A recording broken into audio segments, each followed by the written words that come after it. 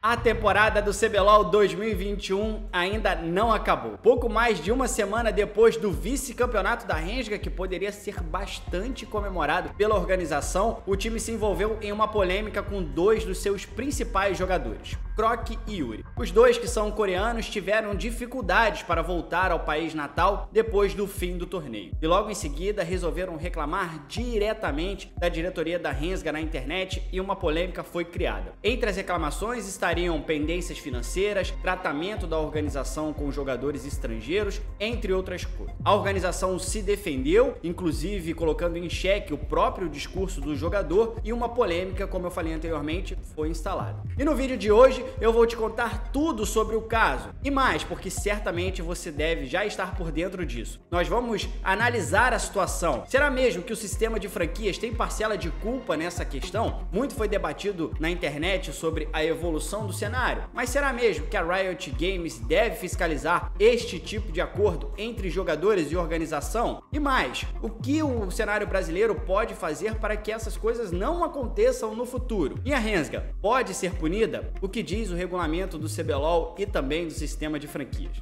Tudo isso agora.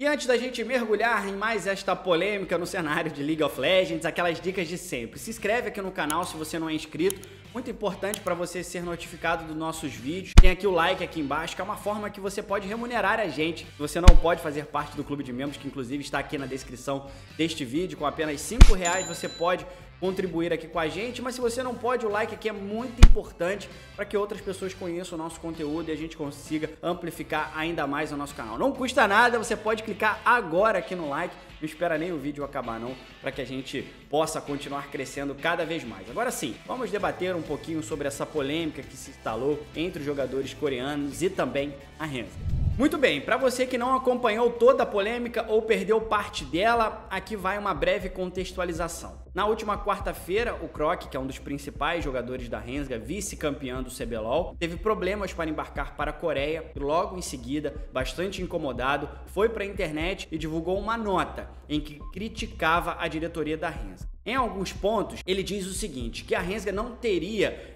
arcado com todas as obrigações financeiras. Ele diz ali que os pagamentos ficaram entre 60% e 70% dos valores acordados e que ele também teve que arcar com o teste RT-PCR, que é aquele teste do cotonete no nariz, para embarcar para a Coreia do Sul. Lá, chegando ao aeroporto, ele teve problemas na hora do embarque, não conseguiu embarcar para a Coreia e até tentou fazer ali o pagamento de uma nova passagem para o seu país natal, mas por conta dos preços ele não conseguiu fazer este pagamento e ficou no Brasil. Reclamou da Rensga também que ela não teria se colocado à disposição para pagar esta nova passagem aérea num voo de curto prazo e que por isso teve que retornar às dependências que estão aqui no Brasil, mais precisamente em Goiânia. Logo em seguida foi a vez da Rensga ir para a internet para divulgar a sua nota oficial e começa aí o clima a azedar definitivamente, agora de forma pública, entre Croc e também a Rensga. É bom lembrar que o Croc, ele se prontificou aí a ir à internet, mas ele diz também que o Yuri estava na mesma situação. Eles estavam embarcando para a Coreia no mesmo voo e teriam sofrido ali os mesmos problemas. A Rensga, em sua nota oficial, diz que as informações prestadas pelo jogador são inverídicas. Diz que eles receberam os bilhetes para embarcar para a Coreia, mas que não conseguiram embarcar. As minhas apurações dão conta de que Croc e Yuri não conseguiram chegar à aeronave, não conseguiram embarcar a tempo ali num determinado intervalo que a companhia aérea exige e que por isso ele e mais 10 outros passageiros não conseguiram embarcar para a Coreia do Sul. A nota da Rensga diz ainda que o Yuri teve que ser contido depois de ter se exaltado por não conseguir embarcar. A Rensga diz também que todos os contratos foram devidamente pagos e que não há nenhuma pendência financeira entre a organização e o jogador.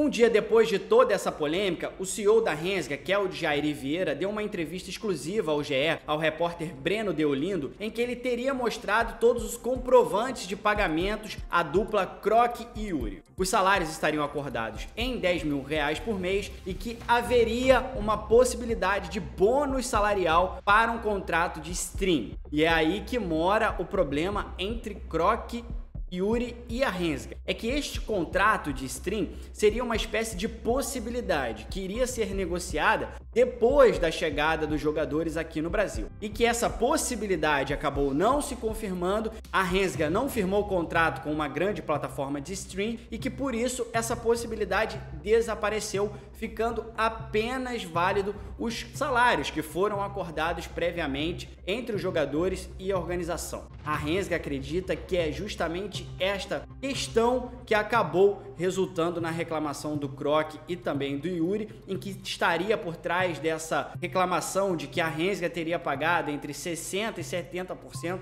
dos valores acordados. A Rensga diz que pagou integralmente tudo que foi acordado e que o que eles estão reclamando seria este bônus, que estava sendo tratado como uma possibilidade que acabou não se confirmando. Logo depois da entrevista do CEO da Rensga ao Globo Esporte, o Kroc voltou à internet para novamente rebater o dirigente da Rensga. O que parece que ficou claro ali, e que não é um ponto de concordância entre a organização e os jogadores, é que os dois coreanos entenderam nas negociações que esse bônus, que seria o contrato com a stream, seria de fato assinado quando eles chegassem aqui no Brasil. O que a Rensga tratava como uma possibilidade, os jogadores coreanos já tratavam como algo certo. Iria apenas ser fechado os trâmites burocráticos quando chegassem aqui ao Brasil.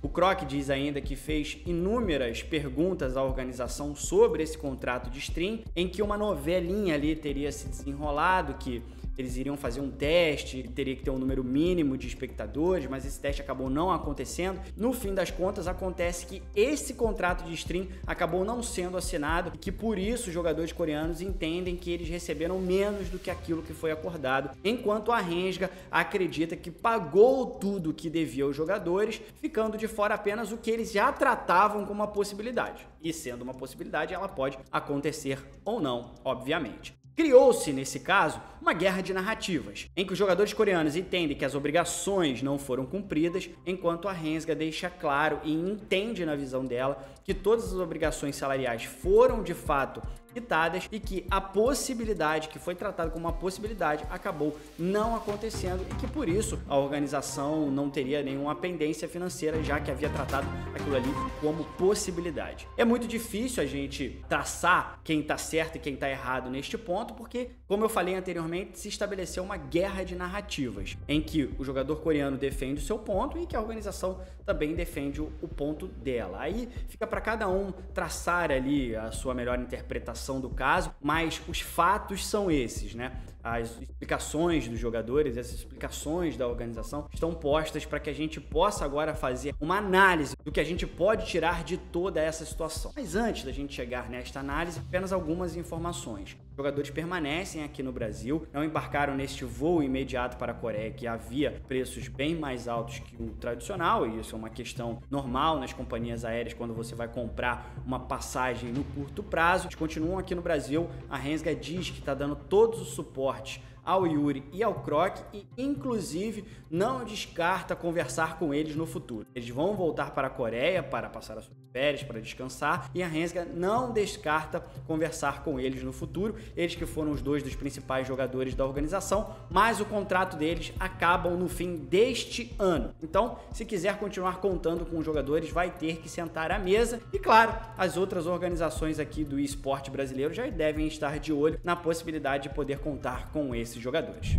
E agora está na hora da gente começar a analisar o passo 2, o que ficou para o dia seguinte de toda essa polêmica. O primeiro e mais imediato delas é o seguinte: a Rensga pode ser punida? Embora essa seja uma questão interpretativa e tudo que é subjetivo ela suscita que pode ter opiniões contrárias, na minha visão, não acredito que a Rensga pode ser punida, olhando para o regulamento do CBLOL e olhando também para o regulamento do sistema de franquias. Dois regulamentos aí que andam de forma simultânea. No regulamento do CBLOL não há nenhum dispositivo que fale sobre pagamentos dos jogadores, enfim, e etc. O regulamento das franquias, sim, ela traz ali alguns pontos.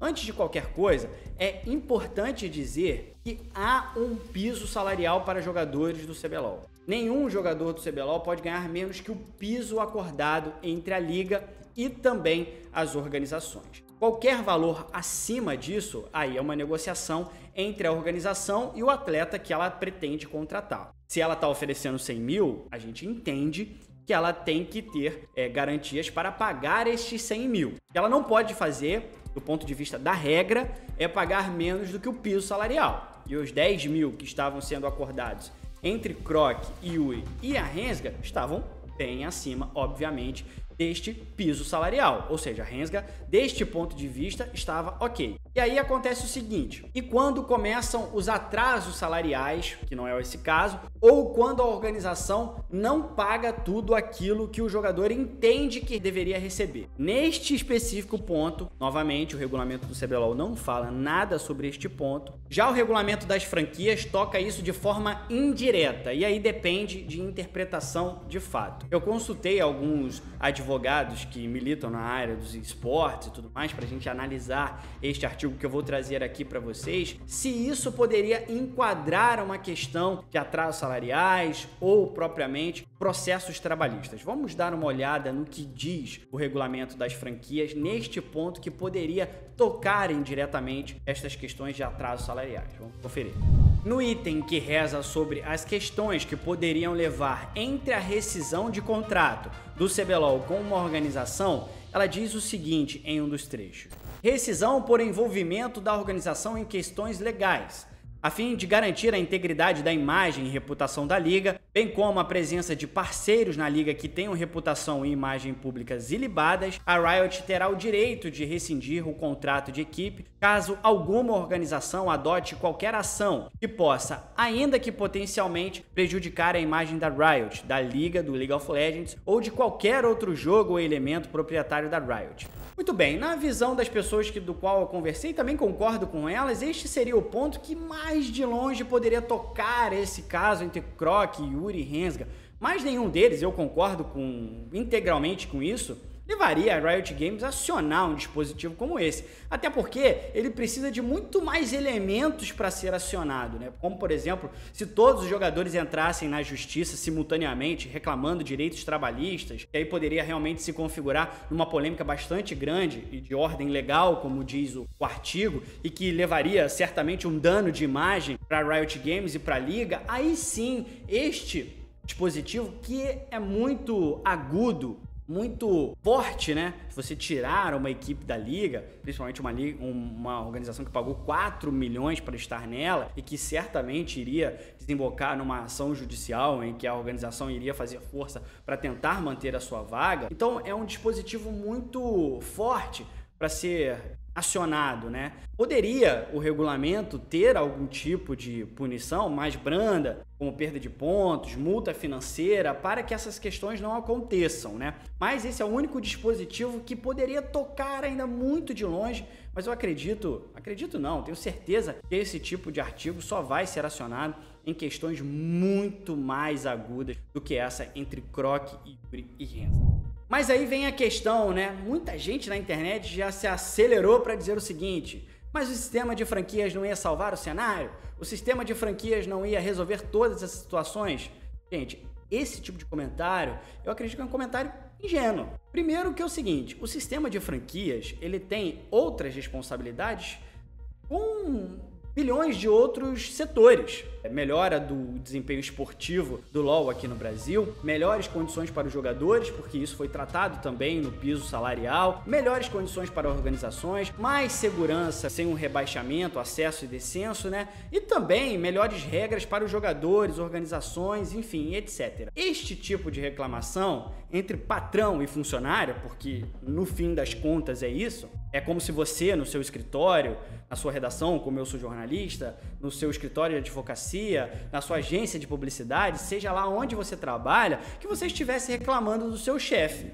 Essas são questões absolutamente normais. Elas não deveriam acontecer, é verdade, mas são inerentes à relação de trabalho entre empregado e patrão. Essas coisas vão acontecer e é impossível que elas não aconteçam, ainda que a Riot Games possa fazer uma fiscalização ostensiva desses contratos. Claro que quando a gente envolve duas pessoas com pensamentos antagônicos, com interesses antagônicos, ações podem acontecer. A Riot Games pode colocar o máximo de fiscalização, isso não acabará. E também nem acho que é uma responsabilidade da Riot Games. Ora, ela como organizadora da liga não tem que ficar fiscalizando o contrato entre jogadores e organização, fiscalizando ali as contratações, porque ela como gestora da liga tem que manter até uma certa equidistância deste tipo de assunto. Então, para aqueles que criticaram a Riot Games, criticaram também o sistema de franquias, acho que essas críticas são um pouco injustas. O que eu acho e deve acontecer é uma discussão maior sobre isso. Será mesmo que não deveríamos ter alguns dispositivos no regulamento para tentar impedir esse tipo de questão? O que acontece é que neste caso está apenas no ramo da reclamação.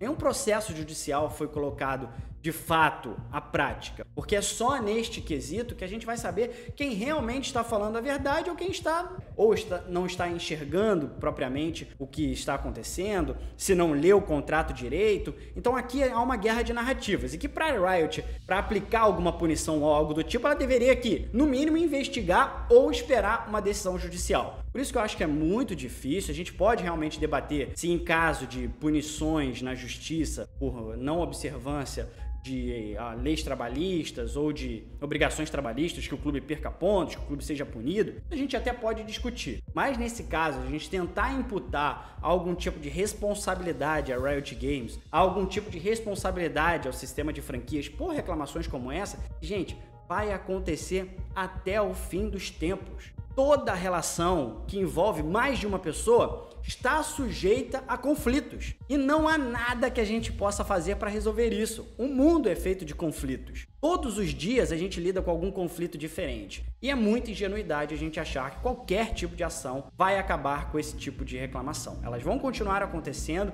O que nós, jornalistas, o que nós, amantes da comunidade gamer, temos que ficar atento é com relação às práticas. Está ocorrendo demais? Mais de um jogador está reclamando também? Isso está se transformando em forma recorrente? Aí a gente deve realmente pressionar bastante a organização. Neste ponto, a gente deve sim cobrar explicações para a Rensga, como a Rensga foi cobrada explicações. E ela deu também a sua versão ao caso e agora a gente tem que aguardar o desenrolar desta história. Mas, para fim das contas ali, não acredito que seja uma responsabilidade da Riot Games ou que seja também qualquer tipo de indício de que o sistema de franquias estaria falhando, de forma alguma.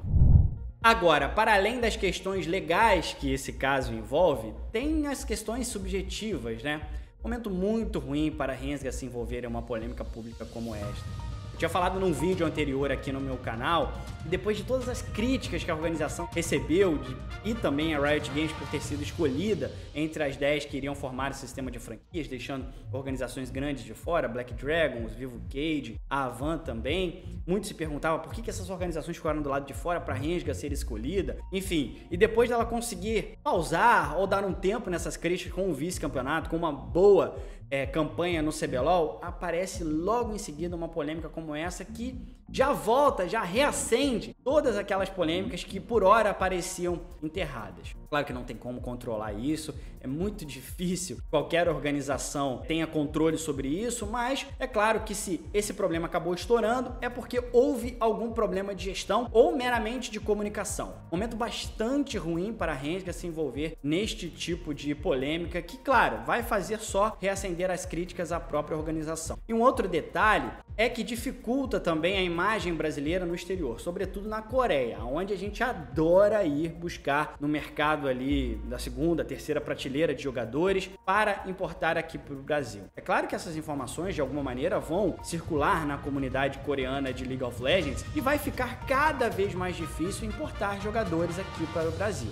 já há uma barreira muito grande, eu já falei isso em alguns vídeos aqui do meu canal, da barreira cultural, né? De um jogador asiático sair do seu continente, vir ao Brasil, que tem uma cultura radicalmente diferente, o processo de adaptação, porque jogar League of Legends não é apenas sentar no computador e ali colocar todas as suas habilidades, já falei isso algumas vezes, né? Tem também a sua questão de adaptação ao país, se você está confortável onde você está, se a sua saúde mental está em dia com uma mudança tão brusca como essa. Então, todas as vezes que acontecem polêmicas como essa, certamente isso vai girar na comunidade de jogadores coreanos, fica cada vez mais difícil você convencer eles a virem ao Brasil. A gente tem boas experiências, é verdade, na maior parte deles são boas experiências, mas nós aqui na comunidade de LoL já empilhamos algumas polêmicas com jogadores coreanos. E aí vai ficar cada vez mais difícil realmente importar esses jogadores, e aí a própria liga sai prejudicada, né? Já que no momento em que as organizações podem fazer esse tipo de investimento, trazer grandes jogadores para a liga de cá,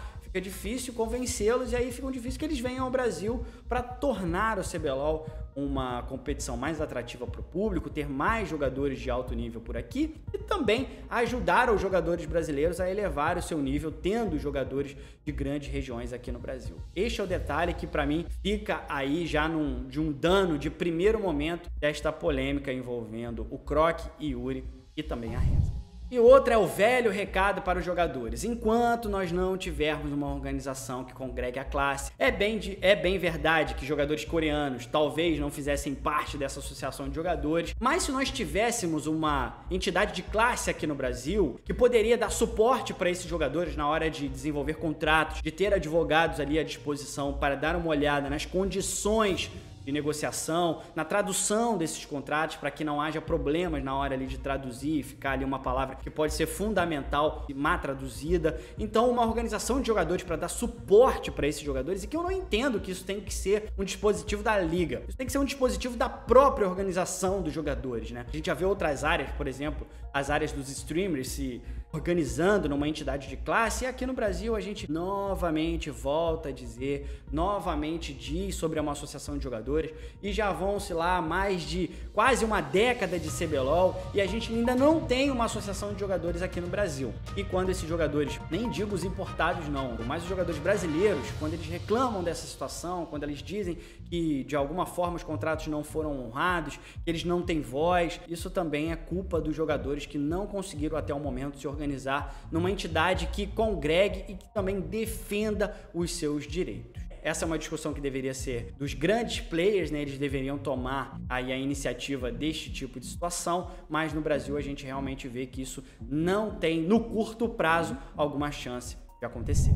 E agora eu quero a opinião de vocês, o que vocês acham? Quem é que tá com a razão? Os jogadores coreanos, a Rensga? Será mesmo que o sistema de franquias tem que fiscalizar esse tipo de coisa? Deixa aqui nos comentários que eu quero dar uma olhada no que vocês estão pensando, depois de toda essa análise, depois de colocar também as questões inerentes ao regulamento. Deixa aqui nos comentários tudo que você acha sobre este ponto. Fica no meu canal também, tem outros vídeos para você maratonar aqui. Já falei muito sobre essas questões de relação de organizações e também jogadores. Deixa o seu like nesse vídeo, se inscreve no canal, me segue nas redes sociais, @XandeTeixeira no Twitter e no Instagram também. Fique conosco, maratone por aqui, eu te vejo uma nova oportunidade. Um grande abraço.